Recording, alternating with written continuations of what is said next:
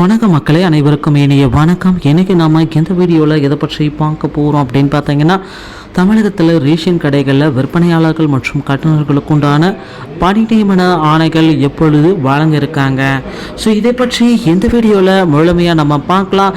நம்ம சேனலுக்கு புதியவராக இருந்தால் ஒரே ஒரு subscribe and bell on set பண்ணி வச்சுக்கோங்க. நம்ம சேனலில் வர அப்டேட்ஸ் எல்லாம் நம்ம மிஸ் பண்ணாமல் இருக்குது. இது மிகவும் அவசியங்க. தமிழகத்தில் டிஎன்யூ பிஎஸ்சி உடைய ரிசல்ட்ஸ் பார்த்தீங்கன்னா தற்சமயம் வெளியிட்டிருக்காங்க. ஸோ இந்த குரூப் 4 உடைய ரிசல்ட் வெளியீட்டுனால பார்த்தீங்கன்னா ரேஷன் கடையுடைய ரிசல்ட் வெளியீட்டில் கொஞ்சம் காலதாமதங்களை நாம் ஏற்படலாங்க.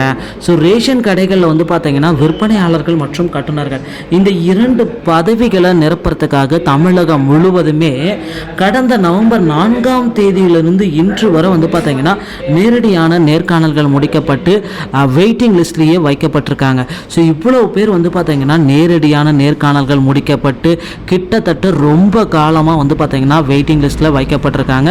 ஸோ இவர்களுக்கு உண்டான புதிய அப்டேட் பார்த்தீங்கன்னா என்ன சார் நமக்கு கிடைக்கும்.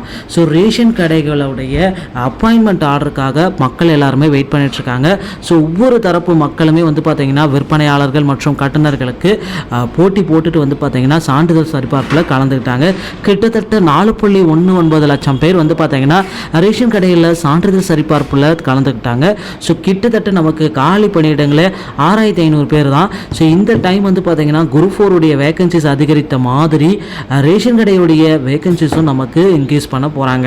ஸோ ஒரு 12500 காலி பணியிடங்களை இந்த மாத இறுதிக்குள்ளார நாம் ரேஷன் கடையில் நாம் எதிர்பார்க்கலாம். ஸோ ரேஷன் கடைகளில் விற்பனையாளர்கள் மற்றும் கட்டுநர்களுடைய காலி பணியிடங்களை அதிகரித்த பிறகு நமக்கு ரிசல்ட்ஸ் அனைத்துமே கூட்டுறவுத்துறையின் மூலமாக வழங்கப்படுவது உறுதி.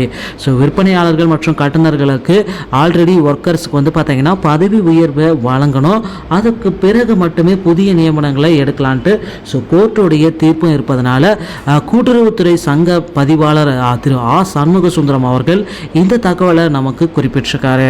ஸோ இதன் அடிப்படையில் ரேஷன் கடையுடைய ரிசல்ட் பார்த்தீங்கன்னா இந்த ஏப்ரல் முதல் வாரத்தில் வெளியாகுவதற்கு வாய்ப்புகள் அதிகமாக இருக்குது. ஸோ பொறுத்திருந்து நம்ம பார்க்கலாம். ரிசல்ட் எப்பொழுது வெளியிடப்பட்டாலும் நம்ம சேனலில் உங்களுக்கு உடனுக்குடன் தெரிவிக்கப்படும்.